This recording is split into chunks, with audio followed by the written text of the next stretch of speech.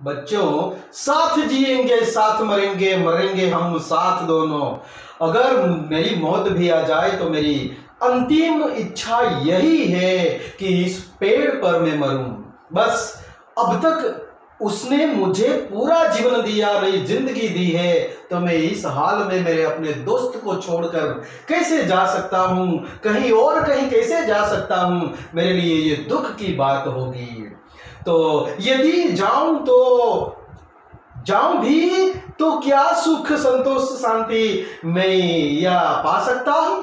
अगर मैं गया है महाराज, अगर मैं यहां से चला गया, किसी और पेड़ पर चला गया, तो क्या मैं सुख शांति से चैन से जिंदगी जी पाऊंगा?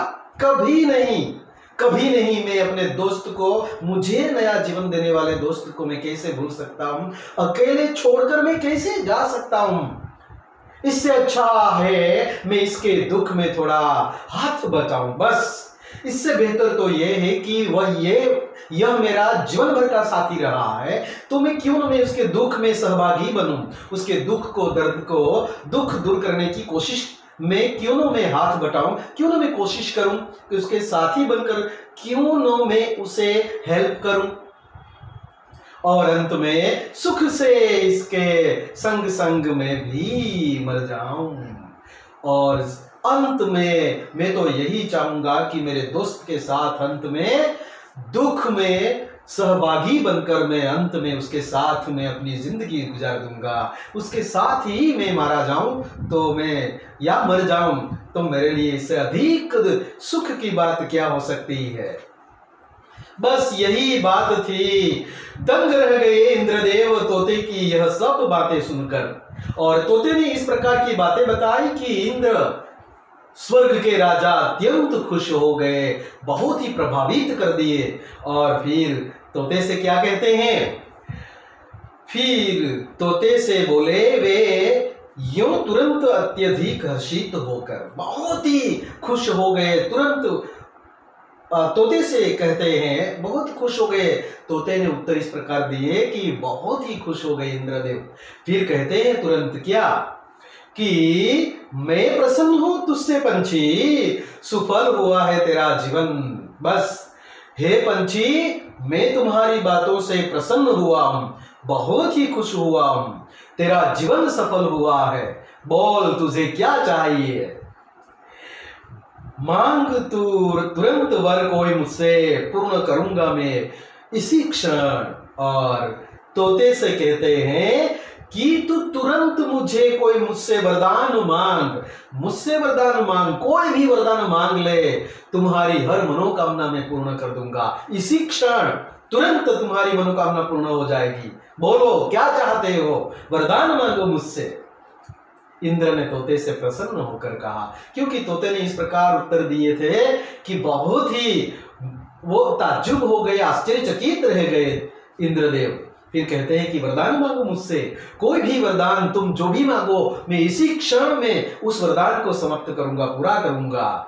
मैं तुम्हें यह वादा करता हूं, यह मेरा वादा है। फिर मांग तुरंत कोई वरदान मुझसे, मैं इसी क्षण खत्म कर दूंगा, पूरा कर दूंगा तुम्हारा वरदान ये। तोता बोला देव, यही है अभिलाषा मेरे जीवन की। हे प्रभु, मेरे जीवन की यही अभिलाषा है, यही अभिप्सा है, यही आकांक्षा है मेरी, यही उम्मीद है मेरी कि यही मैं चाहता हूं कि हरा भरा कर दे यह तरुवर जो है शोभा सारे वन की। मैं तो यही चाहता हूं कि इसी पेड़ को फिर से हरा भरा कर दे, खुशहाली ला दे, इसे नई जिंदगी दे मेरे देव। हे प्रभु, मेरे मित्र के लिए मैं यही वरदान चाहता हूं कि मेरे पेड़ के लिए, मेरे इस मित्र के लिए, इस मित्र को हरा भरा कर दे, फिर से इस जंगल की शोभा न्यारी बना दे, इस जंगल में सबसे बेहतरीन फिर से इस पेड़ को बना दो। हे इंद्रदेव, हे देव, तुम्हें बार बार मेरी विनती, तुम्हारे सामने तुमसे मैं यही उम्मीद रखूंगा। मेरे दोस्त के लिए यही चाहता हूं कि बार बार मैं यही मांगूंगा कि इसे हरा भरा फिर से कर दे, इस जंगल की शोभा है ये, और इस पेड़ तो, यह पेड़ तो पूरे वन का गौरव है, इसीलिए उसे तुरंत नया जीवन दे। कहा इंद्र ने। एवमस्तु, और तरु ने फिर नव जीवन पाया और इंद्र ने आशीर्वाद दिया। तुरंत वह पेड़ आशीर्वाद देते ही एवमस्तु यानी कि तथास्तु कहा, यानी कि आपकी जो इच्छा, और फिर से वह नव जीवन पाया वो पेड़, और उस पेड़ ने फिर से नया जीवन पाया वो तोते की वजह से, और फिर से वो हरा भरा हो गया। यह जंगल की फिर से शान बन गया। शोभा नई निराली सुंदरता लेकर वो फिर लहराया, और फिर से वह नए तरुवर, नए पेड़ पत्तों, वह पेड़ नए पत्तों से, कलियों से, फूलों से लद गया, फलों से लद गया, नया जीवन पाया उसने, खुशहाली वापस आ गई और उस पेड़ ने नई जिंदगी शुरू की। इस प्रकार दोस्तों यह कविता यहाँ समाप्त होती है।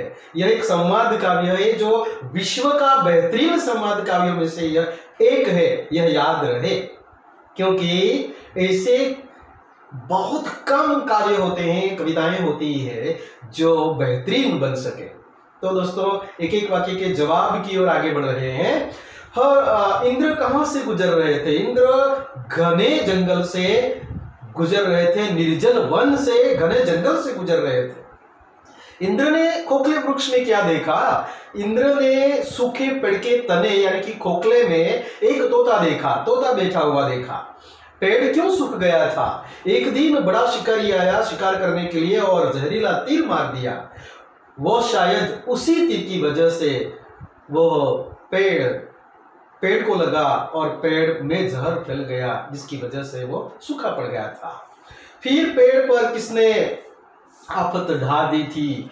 एक दिन भयंकर शिकारी आया, उस शिकारी ने जहरीला तीर मारा और तीर लगते ही वह पेड़ दिन प्रतिदिन सूखने लगा।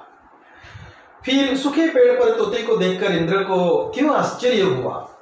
पूरा हरा भरा वन है, पेड़ पौधे अनेक फूल फलों से लदे हुए हैं, फिर भी यह तोता इस पेड़ पर, इस सूखे पेड़ पर वो क्यों अकेला बैठा है? इस बात से लेकर इंद्र को आश्चर्य हुआ। फिर तोते ने उस सूखे वृक्ष पर रहने का कारण क्या बतलाया? क्या आप उसे ठीक समझते हैं? कारण बतलाया कि मैं जन्म से ही, मेरा जन्म यहाँ हुआ, मैं पाल पोस कर इसी पेड़ ने मुझे बड़ा किया, इसी ने मुझे गाना सिखाया, नई जिंदगी दी, आंधी तूफानों से मेरी रक्षा की। इसीलिए मैं इस पेड़ पर बैठा हूं, इसी पेड़ के साथ रहना चाहता हूं, जीवन जीना चाहता हूं। क्योंकि मैं तो सहमत हूं, क्योंकि अब तक जिसने जीवन दिया है, जिसके लिए अपने जीवन को बर्बाद किया, उस साथी को हम कैसे भूल सके। मैं यही चाहूंगा कि आप लोग भी अपने दोस्तों को सुख दुख में सहभागी बनकर उनकी मदद करें, हेल्प करें, कोई गरीब वर्ग को मदद करें। धन्यवाद। तो इस प्रकार की बात यहाँ की गई है। तोते के उत्तर का इंद्रदेव पर क्या प्रभाव पड़ा और इसका क्या फल हुआ?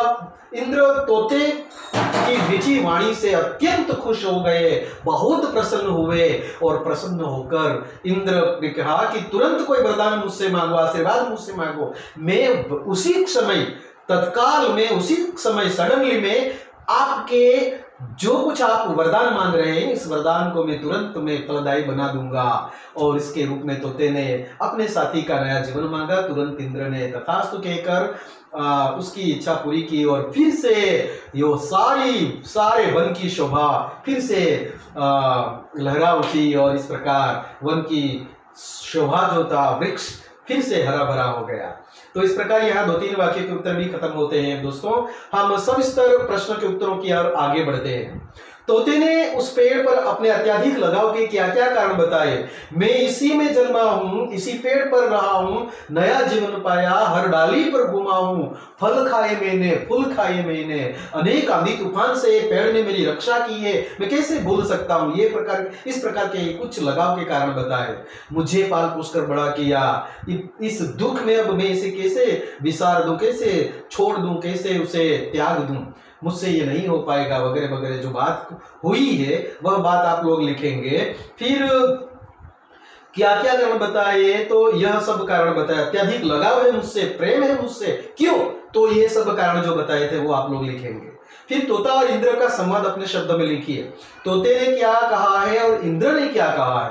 तोता इंद्र, इस प्रकार तोता फिर डैश, फिर तोते ने क्या कहा, इंद्र। तो इंद्र पहला संवाद किसका है, सपोज इंद्र का है तो इंद्र पहले आएगा, फिर तोता। इस प्रकार जिस प्रकार हम नाटक देखते हैं संवाद, यानी कि गुजराती में भी इस प्रकार का झबक ज्योत लेसन जो है उसमें संवाद दिए हुए हैं, नेम्स जो कैरेक्टर्स है उसके डायलॉग्स दिए।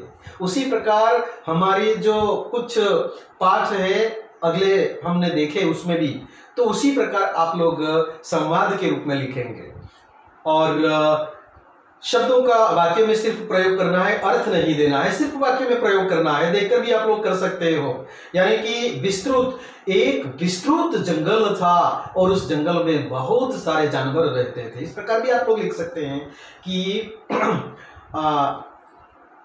सहारा रण विस्तृत रण है। इस प्रकार भी आप लोग लिख सकते हैं। डेजर्ट लिख सकते हैं और उसके बाद कुछ मैदान के बारे में भी लिख सकते हैं, दरिया के बारे में भी लिख सकते हैं, कोई भी हो सकता है। विस्तृत यानी कि बहुत बड़ा, उसके हिसाब से हमें लिखना है। फिर भाग्य गौरवशाली, पूरे वन का यह पेड़, यानी कि तोता जिस पेड़ पर रहता था वो पेड़ पूरे वन का गौरव था, वो पेड़ गौरवशाली था। इस प्रकार लिख सकते हैं वो। मदमोई और मदमयी जिंदगी, पेड़ मदमयी जिंदगी जी रहा था, इस प्रकार लिख सकते हो। फिर एवमस्तु, इंद्र ने आशीर्वाद देते हुए तोते से कहा एवमस्तु। फिर एक एक शब्द के लिए आपको, एक शब्द के लिए अनेक शब्द जो है यहाँ, अनेक शब्द के लिए एक शब्द हमें देना है। तो जहां मनुष्य न हो वह निर्जन, जिसमें बल न हो निर्बल, देवों के अधिपति इंद्र अथवा इंद्र ही आएगा, देवों के अधिपति, नहीं तो देवाजी देव अगर होता तो वो महादेव यानी कि शंकर भगवान होता। ठीक है, तो भू के पति भूपति। इस प्रकार दोस्तों यहाँ आपका काव्य समाप्त होता है। हम धीरे धीरे आगे बढ़ रहे हैं। हर कोई विद्यार्थी बहुत ठीक ढंग से पाठ को समझने की कोशिश करेंगे। धन्यवाद।